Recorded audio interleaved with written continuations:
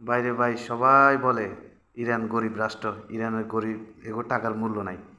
আমি যে দিন থেকে প্রবাসে আইসা ফাড়া দিছি, ওই দিন থেকে আমি দেখতেছি বড় বড় ব্যবসায়ীগুলো ইউমান আর ইরানের।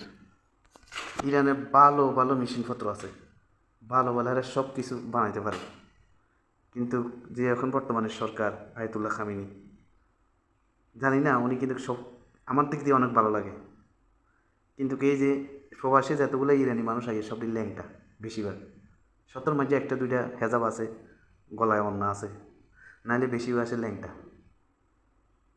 কিন্তু হেগো দেশের ল্যাংটা মানুষগুলাই আয়তুল্লাহ খামিনিরে হুকুমত হিসেবে মানে না। কিন্তু হেরা তো বুঝে না, হেরা যদি আয়তুল্লাহ খামিনি যদি ইরান তো জায়গা, ইরান তো যদি ছাড়ি দেয়, ইরান তো যদি মারা জায়গা, এমন নেতা আর পাইব না। তাছাড়া এরকম মাথা উঁচা করি আমেরিকার সাথে ইহুদিগুর সাথে ঘাটতারামি করে খারাপের মতন আর মানুষ পাবেন না। আপনারা দেখেন মুসলিম কান্ট্রির সব দিল লগে ইহুদি নাসারার লগে সম্পর্ক, কিন্তু ইরানের লগে সম্পর্ক নাই। ইরানের মানুষই খাঁটি মুসলমান। মানে আমার এই ছোট্ট মাথাতে বোঝা যায় আর কি।